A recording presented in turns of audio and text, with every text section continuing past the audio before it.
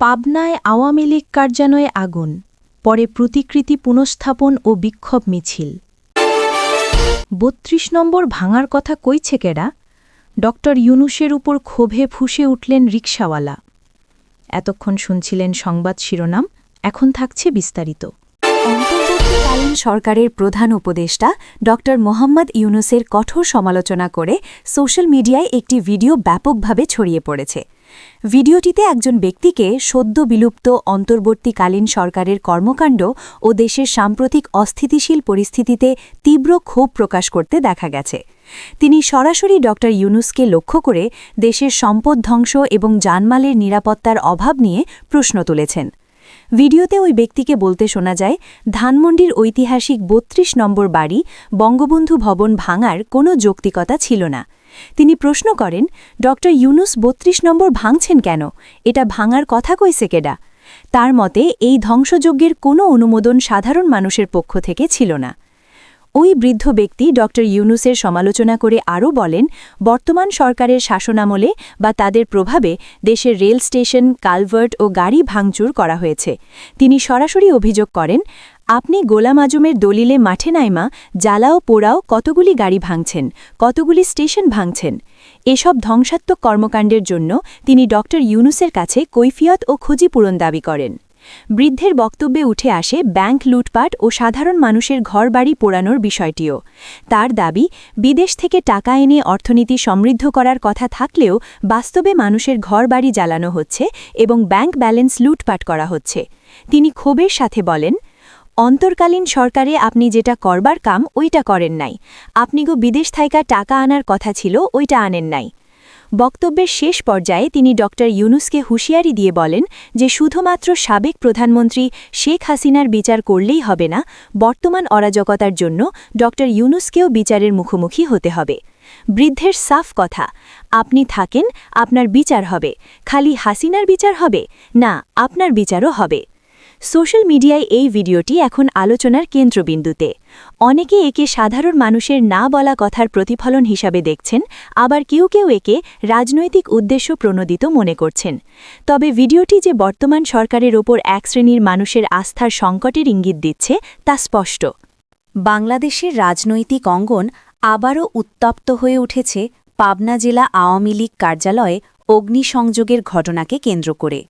দীর্ঘ প্রায় 18 মাস বন্ধ থাকা একটি দলীয় কার্যালয়ে হঠাৎ আগুন লাগানো, তার পরপরই নেতাকর্মীদের সমাবেশ, বঙ্গবন্ধুর প্রতিকৃতি পুনঃস্থাপন এবং শহর জুড়ে বিক্ষোভ মিছিল, সব মিলিয়ে ঘটনাটি শুধু একটি বিচ্ছিন্ন সহিংসতার খবর নয়, বরং দেশের বৃহত্তর রাজনৈতিক বাস্তবতার প্রতিফলন হিসেবে দেখা হচ্ছে। বিশ্লেষকদের মতে এই ঘটনার মধ্য দিয়ে আবারও সামনে চলে এসেছে মুক্তিযুদ্ধের ইতিহাস, রাজনৈতিক নিষেধাজ্ঞা এবং স্বাধীনতা পরবর্তী আদর্শিক দ্বন্দ্বের প্রশ্ন। অগ্নিসংযোগ, নাশকতা নাকি রাজনৈতিক বার্তা? শনিবার বিকেলে পাবনা জেলা আওয়ামী লীগ কার্যালয়ের বারান্দায় টায়ারে আগুন দেওয়ার ঘটনা স্থানীয়ভাবে তীব্র উত্তেজনার সৃষ্টি করে। পুলিশ বলছে, অজ্ঞাত ব্যক্তিরা আগুন দিয়েছে এবং বিষয়টি তদন্তাধীন।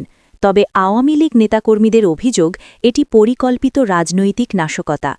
তাদের দাবি, দীর্ঘদিন ধরে দলীয় কার্যক্রম বন্ধ থাকলেও তৃণমূলের সমর্থকদের মধ্যে সংগঠনের উপস্থিতি মুছে যায়নি, আর সেই কারণেই কার্যালয়কে লক্ষ্য করে হামলা হয়েছে।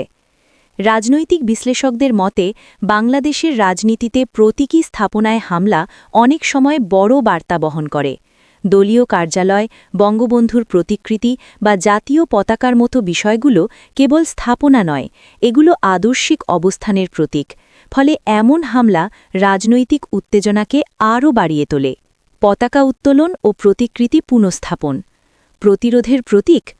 ঘটনার আজের দিন সামাজিক যোগাযোগ মাধ্যমে ভাইরাল হওয়া ভিডিওতে দেখা যায়, দীর্ঘদিন বন্ধ থাকার পর কার্যালয়ে জাতীয় পতাকা উত্তোলন করা হয়েছে। জেলা আওয়ামী লীগের নেতারা সেখানে উপস্থিত ছিলেন এবং এটিকে গণমানুষের রাজনীতি পুনরুজ্জীবনের প্রতীক বলে উল্লেখ করেন। বিশ্লেষকদের মতে, পতাকা উত্তোলন ছিল এক ধরনের রাজনৈতিক ঘোষণা। দলীয় নিষেধাজ্ঞা থাকলেও মাঠ ছাড়েনি তৃণমূল।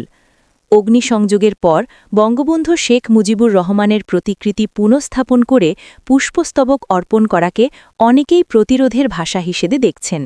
আওয়ামী লীগ সমর্থকদের মতে বঙ্গবন্ধুর প্রতিকৃতি ধ্বংস করা মানে মুক্তিযুদ্ধের ইতিহাসকে আঘাত করা, ফলে প্রতিকৃতি পুনঃস্থাপন ছিল রাজনৈতিক প্রতীকী জবাব। মিছিল ও স্লোগান, উত্তেজনার বিস্তার। অগ্নিকাণ্ডের প্রতিবাদে জেলা ছাত্রলীগ, যুবলীগ ও স্বেচ্ছাসেবক লীগের নেতাকর্মীরা শহরে ঝটিকা মিছিল বের করেন। সামাজিক যোগাযোগ মাধ্যমে ছড়িয়ে পড়া ভিডিওতে দেখা যায় স্লোগানে স্লোগানে মুখর হয়ে ওঠে শহরের প্রধান সড়ক। বিশ্লেষকদের মতে এই ধরনের তাৎক্ষণিক মিছিল রাজনৈতিক উত্তেজনাকে আরও বাড়িয়ে তোলে এবং বিরোধী শক্তির সঙ্গে সংঘাতের ঝুঁকিও তৈরি করে। রাজনৈতিক ইতিহাসবিদরা মনে করিয়ে দেন, বাংলাদেশে রাজনৈতিক নিষেধাজ্ঞার সময়েও তৃণমূল পর্যায়ের সংগঠনের উপস্থিতি বজায় থাকে। ফলে যখনই কোনো প্রতীকী ঘটনা ঘটে তা দ্রুত বৃহত্তর আন্দোলনের রূপ নিতে পারে। ৭১-এর ইতিহাস ও জামায়াত বিতর্ক।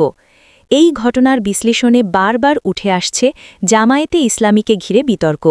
আওয়ামী লীগপন্থী নেতাদের বক্তব্যে বলা হচ্ছে, স্বাধীনতা পরবর্তী রাজনীতিতে দলটির ভূমিকা নিয়ে প্রশ্ন রয়েছে এবং ১৯৭১ সালের মুক্তিযুদ্ধের সময়কার অবস্থানের কারণে তাদের বিরুদ্ধে দীর্ঘদিন ধরে অভিযোগ রয়েছে।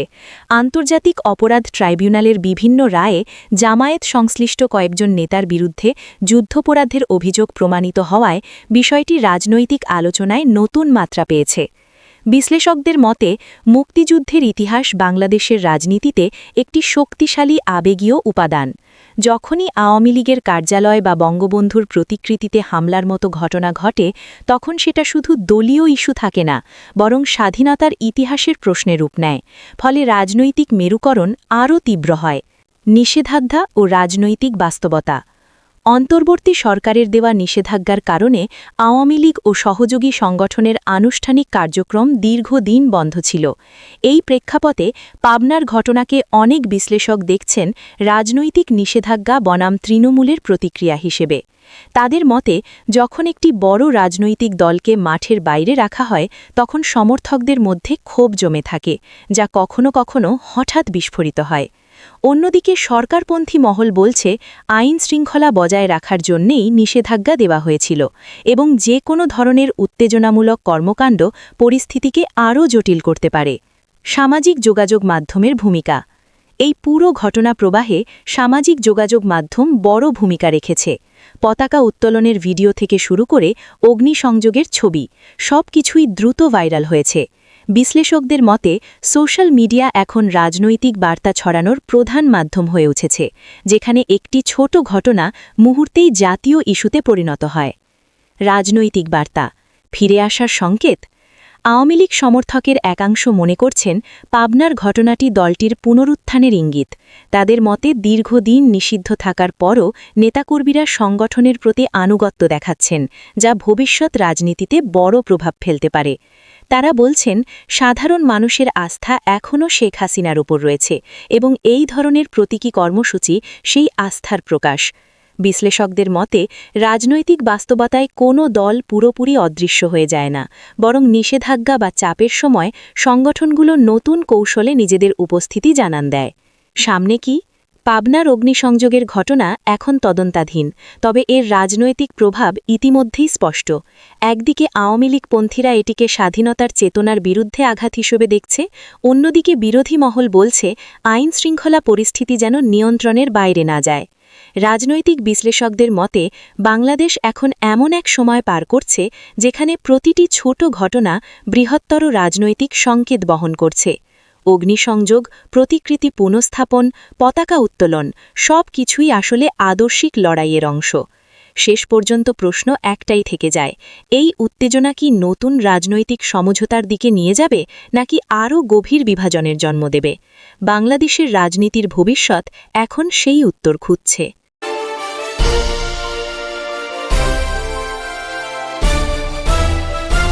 Audio Jungle.